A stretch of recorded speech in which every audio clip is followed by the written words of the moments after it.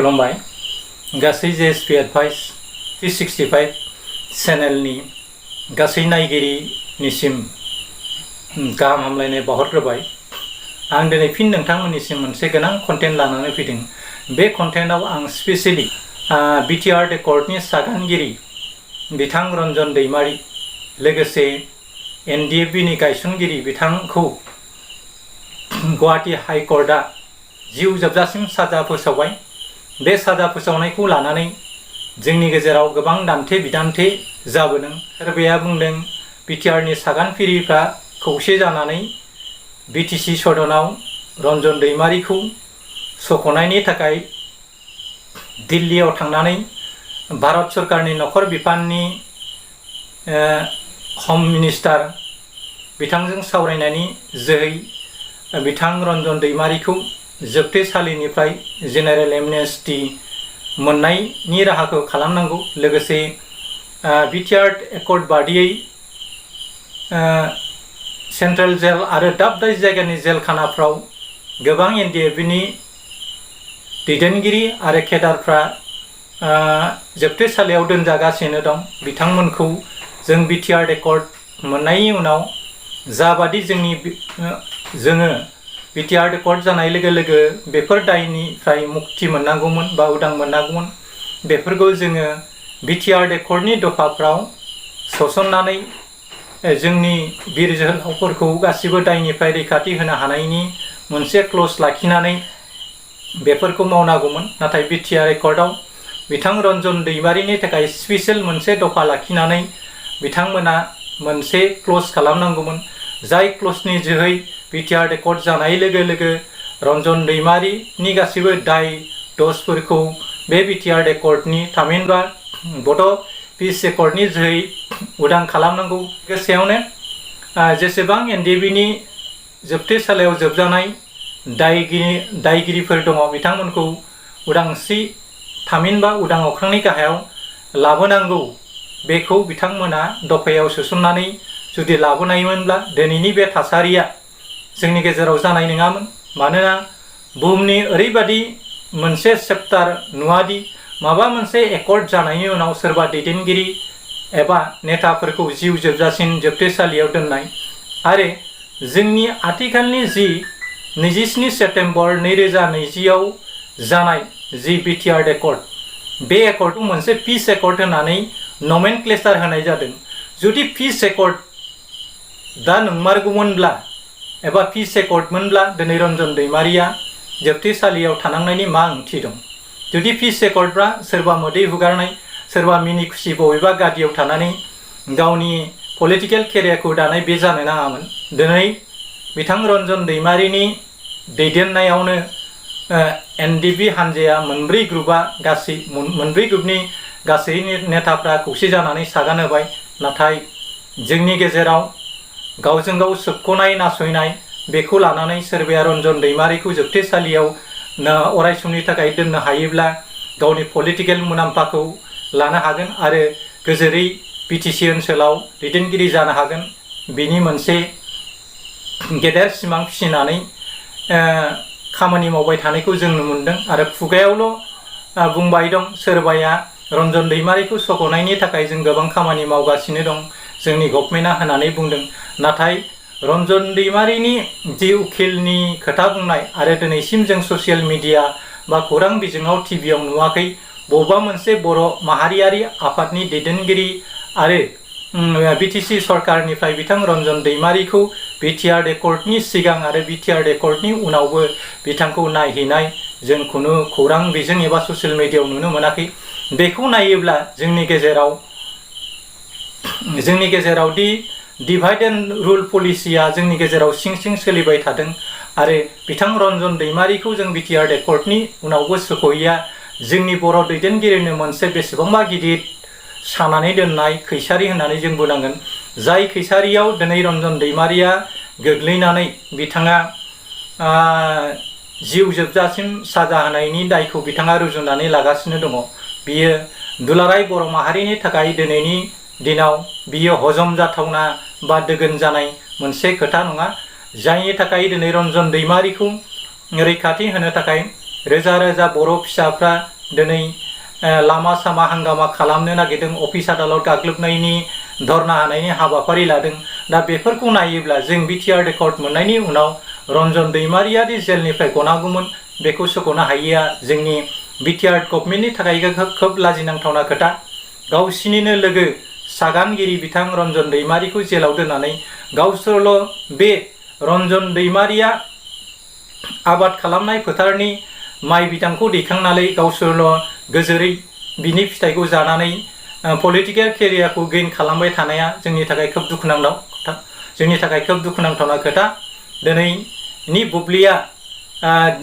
बुब्लियावबो जों गावजों गावनो खौसेथि गैया, जायनि जाउनाव दिनैनि थासारिया सोमजिदों। नाथाय बे थासारिया जोङो आथिखालाव खोब इजि होननानै सानदोंब्लाबो मोनसे समाव बे रन्जन दैमारिखौ जेलाव दोनबाय थानाय थासारियानो बर'नि गेजेराव गोबां जेथो लानानै फैगोन आरो जाय जेथोनि खैसारायाव गोलैनानै गोबां सुबुंफ्रा एबा गोबां दैदेनगिरिफ्रा मोनसे समाव जिउ जोबहैनोबो हागौ।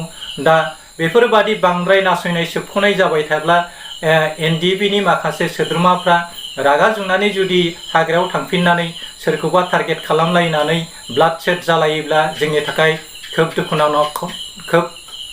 दुखुनांथावना खोथा जागोन। आरो दिनैनि थासारिखौ नायोब्ला बे थासारियादि जागोन बेखौ जों नुहुरो। दा बेफोरबादि थासारिनिफ्राय जों रैखाथि मोननांगौब्ला जोंनि गादियाव जनाय माखासे नेताफ्रा थाबैनो जोंनि माहारियारि आफादफ्रा दिल्ली फारसे रावाना होनानै बिथांखौ जोबथेसालिनिफ्राय माबोरै उदां खालामनो हायो आरो बिटिआर एकर्डनि जोहै मानो जेनेरेल एमनेस्टि जोंनि बिर जोहोलावफ्रा मोनाखिसै आरो दायदन्दनिफ्राय जोबथेसालिनिफ्राय मानो उदां जायाखै। एकर्ड बादियैब्ला गुबुन उग्रपन्थी थामहिनबा बिग्रायारि हान्जाफ्रा बे जेनेरेल एमनेस्टिखौ मोननो हायोब्ला जोंनि एनडिएफबिनि थामहिनबा बिटिआर एकर्डनि जै बे जेनेरेल एमनेस्टिखौ मोनैनि खोथाया मा खोथा जानो हागौ। संबिधान एबा मोनथाया बयनिबो थाखाय समान। दा बे समानथायखौ नायनानै जुदि बिजिरना नायोब्ला रन्जन दैमारिखौ जोंनि बर' दैदेनगिरिफ्रानो खैसारि सानानै जोबथेसालियाव एबा लाइफ टाइम जेलाव थानायनि जि खाबु बेखौ खालामनाय बादि जों नुहुरो। दा बेफोरबायदि खैसारि सानानै सायावल' रन्जन दैमारिखौ सख'नो थाखाय खामानि मावदों होननानै जोंनि नेताफ्रा गोलिरनि मोदै हुगारफ्ला माखासे ससियेल मिडियाफ्राव बिथांमोना खोथा बुंदों। नाथाय जोंनि बर' समाजावबो ओरैबायदि नायसोमग्रा बिजिरग्रा मानसि दङ, बिथांमोना गोदै गोदै खोथा बुंब्लाबो दिनैनि समाव बिथांमोना बर' रायजो राजाफोरखौ फोथायहोनो हागोन बे नंखाय खोथा। मानोना दिनैनि बर'फोरनि गेजेराव जाबादि थासारि सोमजिदों बे थासारियाव गासैबो बर' रायजो राजाफ्रानो दुखु मोनदों। मानोना बड'लेण्डआव थामहिनबा बिटिसिआव बा दुलाराय आसामावनो बर'फोरनि ओनसोलाव थानाय जेसेबां बर' माहारि दङ, उपेन्द्रनाथ ब्रह्मनि उनाव सासे बयनिख्रुइ साबसिन हामसिन आरो बर' जाथिनि थाखाय बयनिख्रुइबो बांसिन सेक्रिफाइस खालामनाय दुखु दाहा सहायनांनाय सुबुङानो जाबाय रन्जन दैमारि। आथिखालाव जोङो बुंनो नांगोन उपेन्द्रनाथ ब्रह्मनि उनाव बर' हारिनि राव थुनलाइ हारिमु सोदोमस्रिखौ रैखाथि होनो थाखाय दावहा नांदोंब्ला एबा गावसिनि थै आरो गोलोमदैखौ बावदों होननानै बुङोब्ला रन्जन दैमारि दाजानाय मोनब्रै ग्रुपनि एनडिएफ, बे मोनब्रै ग्रुपनि एनडिएफआ दिनै 35 बोसोर स्ट्रागल खालामनानै बर' जातिखौ सेक्रिफाइस खालामनायनि जै बर' हारिखौ रैखाथि होफैदों। मानोना बिथांमोना 35 बोसोर जुदि बिग्रायारि दोलो दानानै बर'नि गेजेराव जानाय गुबुन माहारिनि नासयनाय सोबख'नायखौ बिथांमोना जुदि काउन्टार होबोआब्ला बर' माहारिया दिनैनि बे सेप्टारखौ मोननाय नङामोन होननानै जों सानो। दा बेनिखायनो बिथांमोना एफाबां मानि बोसोर बर' जातिनि थाखाय सेक्रिफाइस खालामबाय, जाय जोहोलावफोरखौ जोंनि मानसिफ्रा सनमान होनांगौमोन। दिनै अमाया हालौबाय सैमाया ओंखाम जानाय बादि सल'बाथानि खोथा बादि जादों।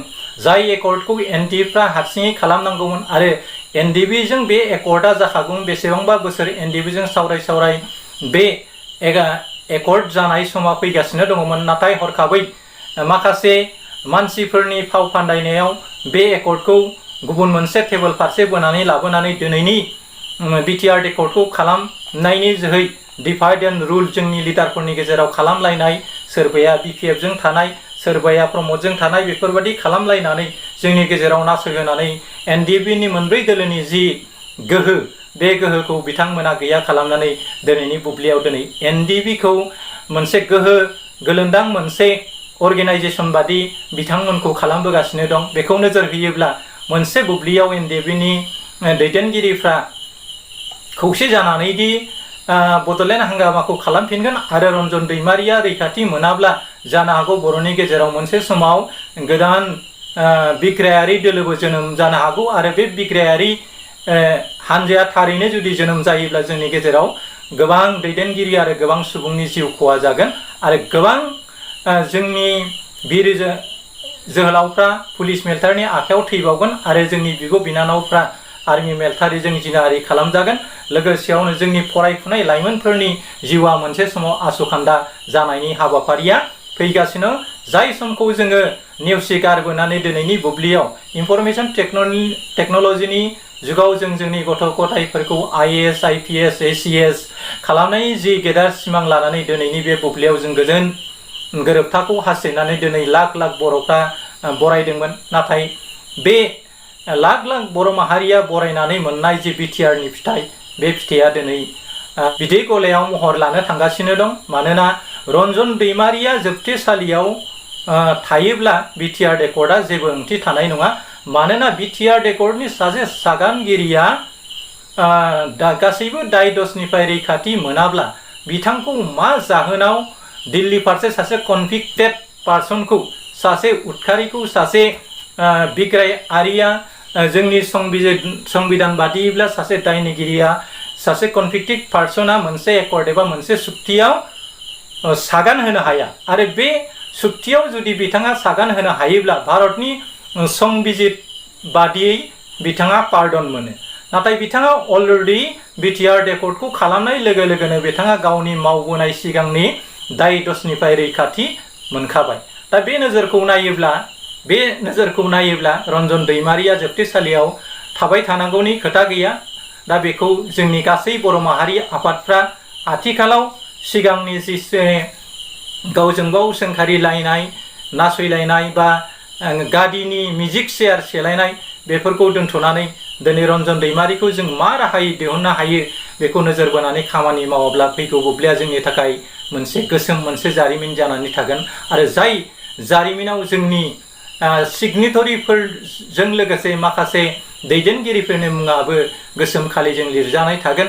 बेनिखायनो जोंनि जारिमिनाव जोङो मोनसे दागो दोनलाङाबासिनो जोंनि बर'फोरनि गेजेराव मोनसे गोग्गो समाज, गोग्गो माहारि एबा बर' माहारिखौ मोनसे मास्टार रेस दानो थांनाय सुबुङा गावनि बिदा फंबायनि गेजेरावनो सोरबाया मन्त्रि जानो लुबैनानै, सोरबाया राजा जानो लुबैनानै बेफोरबादि फाव फान्दायनानै सासे बिर जोहोलावखौ जोबथेसालियाव दोनबाय थानाया जोंनि थाखाय बेयो गनायथावना खोथा नङा आरो बिथांखौ थाबैनो जुदि बिटिसि गभर्नमेन्टनि चिफ बिथां प्रमद बर' आरो सागानगिरिफ्रा खौसे जालायनानै दिल्ली फारसे सावरायनानै बिथांखौ थाबैनो बेफोर दाय दसनिफ्राय रैखाथि खालामनांगौ होननानै बिहैयोब्ला बिथाङा गाबोन समफोरनि गेजेरावनो बेफोर दायनिफ्राय रैखाथि मोननो हायो।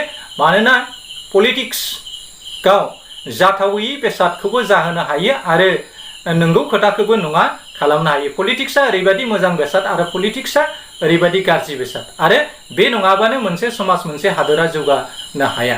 नाथाय जोंनि बर'नि बिथिङाव टु माच पलिटिक्स गेलेनो थाङोब्ला गावनि बिदा फंबायनि गेजेराव जोंनि जि greatest dream separate state of बड'लेण्डखौ टारगेट खालामनानैसो जोंनि मानसिफ्रा आथिखालाव बे हांगामाखौ खालामबाय दङ आरो बे हांगामाखौ खालामबाय थानाय सुबुंफ्रा जोंनि गेजेराव बड'लेण्डखौ मोनहैनायनि जि माइल खुन्थि बेखौ मोनहैनायनि सिगाङाव गोबां बिर जोहोलावफ्रा दिनै थै गोलोमदै होनानै रुंसारि जालांबाय। दा बिथांमोननि जिउ बाउनायनि जि बेसेन, बे बेसेनखौ जोंनि दैदेनगिरिफ्रा बुजिनांगोन आरो साजों सा थुंग्रि सिबनानै, साजों सा गदा सिबबायनानै दिनै माखासे गोरों गोराफ्रा माखासे दैदेनगिरिफ्रा बिटिआरनि मासियाव MCLA EM डिपुटि चिफ आरो चिफ जाफैदों। दा बिथांमोनाबो साननो नांगोन, बिथांमोनाबो मोनसे गेदेर बर' जातिखौ फोथांनायनि मोनसे मुंख्लंनि थैजों सोरजिजानाय मोनसे सदनाव खामानि मावफैबाय आरो जाय सदन आरो जाय सेक्रेटारियेट अफिस आरो जायफोरनि नाजानायाव दिनै बर' रावा 80 सिडिउलाव हाबबाय, दिनै NDBनि नाजानायाव बिटिआरनि सिमा आरो बिटिआरनि ओनसोलफ्रा गेदेर जानो थांगासिनो दङ। बर' रावा दिनै 12 थाखोसिम बर' बिजोंजों फरायनो मोनसिगोन। दा बेफोरबादि गोबां मख'थावना फसंथानफोरजों BTC आरो बिटिआर डेपर्टनि जै मोनदों एबा मोननो थांगासिनो दङ। दा बेफोरखौ सनमान होलायनानै जोंनि दैदेनगिरिफ्रा गाव गावल' मन्त्रि MLA जानानै खर'पति जानाय गाव गावनि गथ' गथाय बाहागि गोष्ठिखौल' साननानै जुदि खामानि मावलांबाय थायोब्ला मोनसे समाव नोंथांमोना जोंनि माहारिनि मानसिजों टारगेट खालामजागोन आरो जाय टारगेटनि नोंथांमोना बोलि जाहैनो गोनां जागोन। दा बेफोरबादि टारगेटनि बोलि जाहाथे जोंनि दैदेनगिरिफ्रा दाजाथों बेखौ नोजोर होनानै जोंनि दैदेनगिरिफ्रा खामानि मावोब्ला नोंथांमोना अरायसम बर' माहारिनि मानसिफोरजों इसोरफोर बादि सिबिजागोन आरो नोंथांमोननि मोजां मावलांनाय फिथाइया अराय जोंनि इयुन जेनेरेसननि थाखाय, इयुन जोलैनि थाखाय मोनसे नमुना एबा बिदिन्थि जानानै थागोन। जाय बिदिन्थिनि जोहै थांनानै जोंनि बिदा फंबायफ्रा गोग्गो न'खर, गोग्गो संसार आरो बर' माहारिखौ दाफामनायाव खामानि मावहैनो हागोन बेखौ नोजोर बोनांगोन। आरो बे थाबैनो जों गासै बर' अर्गेनाइजेसनफ्रा खौसे जानानै रन्जन दैमारिखौ थाबैनो जेलनिफ्राय दिहुननायनि हाबाफारिखौ लानांगौ। मानोना रन्जन दैमारिया गखाबायमोन आरो गखानाय मानसिखौ जेलाव दोनफिननायनि जेबो ओंथि गैया आरो बिथांनि दाय दसफोरखौ रैखाथि मोननो थाखाय जों थाबैनो दिल्ली फारसे रवाना होनानै भारत सरकारनि PM प्राइम मिनिस्टार आरो हम मिनिस्टारजों सावरायनानै बिथांनि दाय दसफोरखौ पार्डन होनांगौ बेखौ जों थाबैनो नाजानांगौ। आरो गोबाव जायोब्ला जोंनि गेजेराव दान्थे बिदान्थे आरो माखासे धरना होनाय आरो माखासे गाज्रि थासारिफ्रा जोंनि गेजेराव सोमजिनो हागौ। जाहाथे बेफोर थासारिखौ जोंनि गासै दैदेनगिरिफ्रा मावनो खाबु होनाङा। थाबैनो नोंथांमोना सिगनेटरिनि न'खरफ्रा थाबैनो ज' जालायनानै बे बिटिआर रेकर्डनि जाय मोननै काउन्सिल मोनदों बे काउन्सिलाव मोननैबो काउन्सिलनि सिमा बाउन्डारि आरो समस्ति दानायनि हाबाफारिखौ जोंहा मावफुंनायनि खोथा दङ। जोंनि गेजेराव जाहाथे गोरोन्थि बुजिलाया आरो जोंनि दैदेनगिरिफ्रा, सागानगिरिफ्रा आरो आं स्पेसियेलि NDBनिफ्राय बिबान मोननाय आथिखालाव BTCनि डिपुटि चिफ बिथां गबिन्द बसुमतारी, लोगोसेयावनो सावरायग्रा, लोगोसेयावनो बिथां रन्जित बसुमतारी बिथांमोनखौ आं खावलायो नोंथांमोननि गुरु रन्जन दैमारिया दिनै जोबथेसालियाव थानांगौब्ला नोंथांमोना सिसु जानानै गुरुनि दक्षिणा होनो हायाब्ला नोंथांमोना इयुन बुब्लियाव नोंथांमोना गुरुनि साव नांगोन आरो जाय सावनि जोहै थामहिनबा धोरोम शास्त्रनि बादियै गुरुखौ रैखाथि होनो हायाबा आरो गुरुनो दक्षिणा होनो हायाब्ला बे मानसिया जिउआव मुक्ति मोना होननानै बुंनाय दं। बेनिखायनो आं सानो नोंथांमोननि गुरुआ दिनै खैफोदाव गोलैदों। बे गुरुखौ रैखाथि खालामनाया नोंथांमोननि सेलानि एबा शिशुफोरनि मावनांगौ हाबाफारि दं होननानै आं सानो। नोंथांमोना स्पेसियेलि NDBनि न'खरा खौसे जानानै रन्जन दैमारिखौ थाबैनो सोख'नायनि हाबाफारिखौ लानांगौ। नाथाय ससियेल मिडियाआवल' नोंथांमोना रन्जन दैमारिखौ सोख'नायनि थाखाय जों गोबां खामानि मावगासिनो दं होननानै जोंनि मन्थ्रिनिफ्राय लानानै चिफ, डिपुटि चिफ आरो माखासे MCLAफ्रा जों खामानि मावदों होननानै बुंनानै लानाय खोथाया दा आथिखालाव स्पष्ट जाबाय। BTC सरकारनिफ्राय बिथांखौ सोख'नो थाखाय जेबो खामानि मावाखै आरो दिनैसिम जों ससियेल मिडिया आरो खौरां बिजोङाव रन्जन दैमारिखौ नायहैनानै बिथांनि दुखु सुखुजों शेयार खालामनायखौ जों नुवाखै। दा बियो जेखियानो जादोला जों खौसे जानानै थाबैनो रन्जन दैमारिखौ दिहुननांगौ। आरो मोनसे खोथा, जुदि सासे दायनिगिरिया जोबथेसालियाव 14 बोसोर थानायनि उनाव बिथाङा गावनि दाय दसफोरखौ रेहाय मोननो थाखाय भारतनि राष्ट्रपतिनि सेराव आर'ज गाबनो हायो गावनि दाय दसफोरखौ निमाहा होनो थाखाय। मिथिनो मोननाय बादिब्ला बिथां रन्जन दैमारिया आथिखालाव 14 बोसोरसो जेल जानायनि समा फैगासिनो दं होननानै जों मिथिनो मोनदों। थिग बिदिनो NDBनि न'खरनि मानसिफ्रा रन्जन दैमारिखौ बेफोरबादि राष्ट्रपतिनिफ्राय दायनिफ्राय जाहाथे रेहाय मोनो बे हाबाफारिखौ लानो नांगोन। लोगोसेयावनो बे बिथांनि दाय दसफोरखौ जुदि राष्ट्रपतिया जुदि रेहाय होयोब्ला बिथाङा उदां अख्रांनि गाहायाव फैनानै उदां अख्राङाव खामानि मावफैनो हागोन। जेरैहाय राजीव गान्धीनि गावथायगिरि सुबुंखौ सासे उग्रपन्थी, सासे थिउरिया, सासे एक्सट्रिमिस्ट होननानै जों मिथिगौ। थेवब्लाबो राजीव गान्धीखौ गावथारनाय सुबुङा जुदि भारत संबिजिरनि आन्दाराव जुदि राष्ट्रपतिनि अननायजों रैखाथि मोननो हायोब्ला जोंनि बर' हारिनि राव थुनलाइ हारिमु सोदोमस्रिखौ रैखाथि खालामनो थाखाय बिथाङा जोंनि हारिखौ बेंबोनाय सासे बिर जोहोलावा पार्डन मोनैनि बा निमाहा मोनैनि खोथा गैया। लोगोसेयावनो बेखौल' जों नेनानै थाबा जानाय नङा। सिगाङाव आं जिबायदि खोथा बुंदों बेफोरबादि जोंनि दैदेनगिरिफ्रा सावरायनायनि गेजेरजों रन्जन दैखारिखौ थाबैनो जोबथेसालिनिफ्राय उदां खालामनो नाजानांगौ। आरो लोगोसेयावनो हायोब्ला बिटिआर गभर्नमेन्टआ थामहिनबा बिटिसि गभर्नमेन्टआ सदनाव बिथांनि सायाव सावरायनाय लाबोलायनायनि गेजेरजों बिथांमोना आसाम सरकारखौ नारसिननांगौ आरो बिनि गेजेरजों बिल खालामनानै रन्जन दैमारिखौ for the greater interest of Bodo' peace accord should be release from the central jail Guwahati होननानै जुदि बिथांमोना आपिल खालामहरोब्ला जानो हागौ आसाम एसेम्ब्लियाव बेनि सोमोन्दै सावरायनाय जागोन आरो बिथांनि माखासे खोथाफोरखौ सावरायनायनि जोहै समाधानबो जानो हागौ। आरो ओरैनोब्लाबो सुक्तिखारिफ्रा बबेबा मोनसे दाय दसखौ मावा नङा मावखायो। जिखि जाया हाथियार दैग्रा सुबुंनि मानसिफ्रानो गावखौ रैखाथि खालामनो थाखाय, हारि रैखाथि खालामनो थाखाय हाथियार दैनाय मानसिखौ जोङो थोंजोङै एक्सट्रिमिस्ट थामहिनबा उदखारि होननानै बुंनो हाया। भारत उदांस्रिनि जोङाव गोबां जोहोलावफ्रा ब्रिटिशनि एगेन्स्टआव माखासे खामानिफोरखौ मावदोंमोन आरो उदखारि खामानिखौ मावनानै भारतखौ उदांस्रि खालामनो थाखाय बिथांमोना जिउ बाउसोमदोंमोन। बिथांमोनखौ ब्रिटिशफ्रा उग्रपन्थी एबा अनागारि आन्दोलनकारि होनानै फासि होदोंमोन, जेरै भगत सिंमोन बायदि बिर जोहोलावखौ। नाथाय दिनैनि दिनाव बिथांमोनखौ बिर जोहोलाव होननानै बिमुं होदों।